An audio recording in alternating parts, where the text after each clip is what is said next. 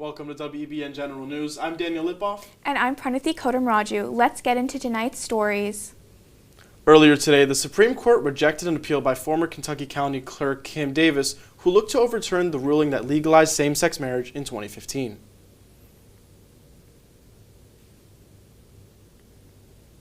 Davis, who refused to issue marriage licenses to same-sex couples after the court's ruling, is looking to overturn a lower court order that called on her to pay $360,000 in damages to a couple.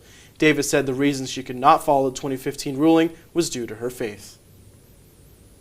The 41-day government shutdown looks to be coming to a close after a new funding bill received 60 votes from the Senate to advance. The shutdown is the longest in U.S. history, and while the bill received a majority vote, many Democrats in the Senate did not support the resolution. Chuck Schumer, the Democratic Senate Minority Leader, said, quote, "This healthcare crisis is so severe, so urgent, and so devastating for families back home that I cannot, in good faith, support this that fails to address this healthcare crisis. The bill will now be looked at by President Trump and await his approval." U.S. airlines canceled yet another 1,000 flights following the FAA's mandate to reduce air travel due to the government shutdown. With too many flights and not enough air traffic controllers to manage them, flights at the 40 busiest airports have been scaled back by 4%, and by Friday, flights will be scaled down to 10%. Boston Logan, JFK, Miami International, and Atlanta Hartsfield-Jackson are among some of the airports seeing flight cancellations in what is now the longest federal government shutdown in history. We head now to our weather correspondent, Anthony Ciano, who has our weather forecast for this week. Thanks, you guys. Today we had a high of 58 during the humid, rainy afternoon, and we are looking at a low of just 39 as we head deeper into the night. As the sun goes down, the temperatures will continue to drop with it, leaving us with a low of just 33 in the early morning hours of tomorrow. We could also see winds up to 34 miles per hour into tomorrow, so let's look at the rest of the week.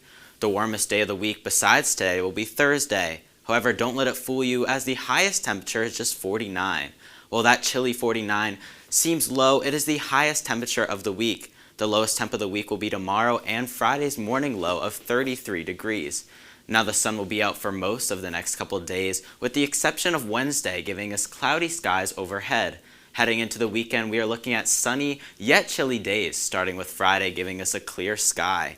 Now is a great time to use the weather to do some outdoor fall and Christmas activities before it gets even colder moving into winter. That's all I have for weather this week. Back to you guys at the desk.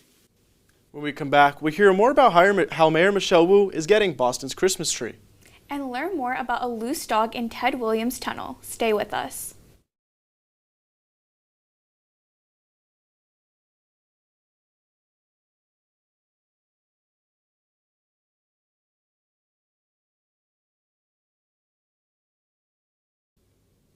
Welcome back to General News. Every year for decades, the Canadian province of Nova Scotia gifts the city of Boston its famous Christmas tree in the Common. This year, though, Mayor Michelle Wu will travel to Nova Scotia to watch the tree-cutting ceremony. The relationship between Boston and Nova Scotia started in 1917 after the city of Boston sent aid to Halifax following a massive explosion that rocked the city during World War I. During the trip, Wu will meet with officials, discuss trade, and tour local innovation hubs. The tree will be cut on November 18th and trucked down to Boston, including a ceremony with Santa Claus. Massachusetts State Police rescued an unsupervised dog in the Ted Williams Tunnel from oncoming traffic last Thursday. Surveillance footage shows a blurry figure running after the dog, but it is unclear whether it was the dog's owner or a resident. Later video displays a state police vehicle parked with the doors unlocked as fellow drivers attempted to steer the dog towards safety. Eventually, the dog took advantage of the open back door and hopped inside, while Boston Animal Care and Control located the owner. Over the weekend, Israel confirmed that it had received the remains of Hadar Goldin, a soldier who was killed in the Gaza Strip in 2014. Goldin was killed only 2 hours after a ceasefire between Israel and Hamas nearly 11 years ago. Goldin's family waged a public campaign demanding that the Israeli government do whatever it takes to return his body. Earlier this year, the Goldin family marked 4,000 days since he was killed. This is a significant development with the U.S.-backed truce deal, which has faltered due to the slow return of bodies and skirmishes between IDF soldiers and Hamas militants in Gaza. Leaders from Europe, Latin America, and the Caribbean are meeting in Colombia for a 2-day summit focused on green energy, food security, and digital infrastructure. However, these talks are overshadowed by a U.S. military campaign that's killed more than 60 people in strikes on boats across the Caribbean and Pacific. Colombian President Gustavo Petro condemned the deaths as, quote, extrajudicial executions. Several top European leaders skipped the summit, raising doubts about its influence. While unity is the goal, tensions over U.S. actions and regional sovereignty are shaping the tone of the meeting. Coming up, hear about the latest head coach firing in the NFL. And we'll hear from our sports correspondent, Chloe Fadum. Okay, we're going to switch out your mic, Auntie. Okay. We're just going to hold on the break.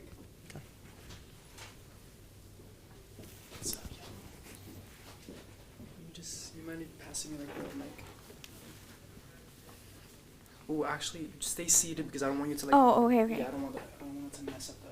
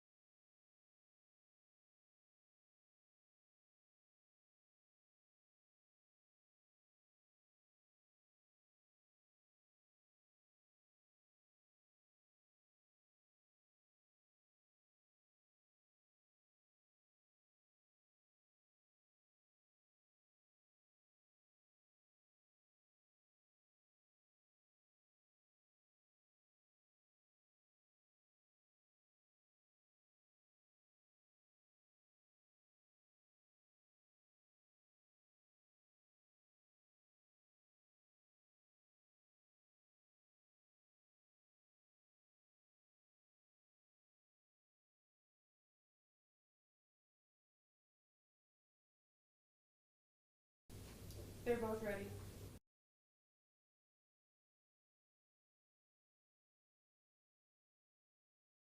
Welcome back. Buffalo Sabres captain Rasmus Dahlin is taking indefinite leave of absence from the team to support his fiancée in Sweden as she recovers from a heart transplant. Madavok first fell sick during Dahlin's and her vacation in France, where she experienced heart failure and was sent to emergency care. Although Madavok's health issues has caused a mental strain on Dahlin, it has not been reflected in his performance, as he scored 9 points in 14 games. However, when asked about his performance, Dahlin said, quote, "I got more to give, I'm not satisfied," end quote. But family is a priority that trumps hockey. We'll send it now to our sports correspondent, Chloe Fadum, who has the latest sports news. Chloe? Thank you, Daniel. The MLB has announced the winners of the 2025 Silver Slugger Awards. The awards, voted on by MLB managers and coaches, goes to the top offensive players at each position, 3 outfielders, and 1 utility player per league. Both leagues had many new winners, but also several repeats. Jose Ramirez and Juan Soto both won their 6th awards, while Aaron Judge won his 5th and Shohei Ohtani won his 4th. The Yankees and Dodgers also won the Offensive Team of the Year for their respective leagues. Former tight end Rob Gronkowski announced that he will be signing a 1-day contract with the New England Patriots to retire in their organization. Gronkowski officially retired from the NFL in 2021 after playing 9 seasons with the Patriots and 2 seasons with the Tampa Bay Buccaneers. He's won 4 Super Bowl titles over the course of his career and holds a handful of records across the NFL. Phoenix Suns guard Devin Booker has made history after becoming the first NBA player to average 30 points and 7 assists per game.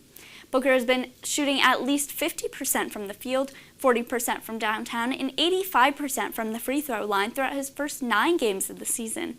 This comes just weeks after Booker made history as the first Suns player to score 30-plus points in his first 5 of 6 games. He will play again tonight against the New Orleans Pelicans. That's all I have for sports news. Back to you both.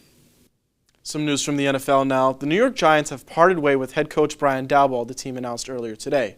This comes after the Giants lost against the Chicago Bears, blowing another double-digit lead. This is now the second time this season the Giants lost after leading by more than 10 points with under 4 minutes remaining. Giants co-owner John Mara said in a statement, quote, "The past few seasons have been nothing short of disappointing, and we have not met our expectations from this franchise." In his place, offensive coordinator Mike Kafka will take Daboll's spot as head coach. Known as the King of Pop, Michael Jackson's legacy reclaims his crown in the teaser for his upcoming biopic, Michael, which depicts his rise to fame.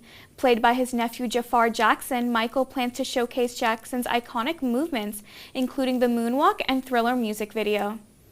However, the trailer appears to be devoid of Jackson's controversies, such as his sexual abuse allegations that were present throughout his career. Despite these roadblocks, the film is set to release in theaters on April 24th, 2026.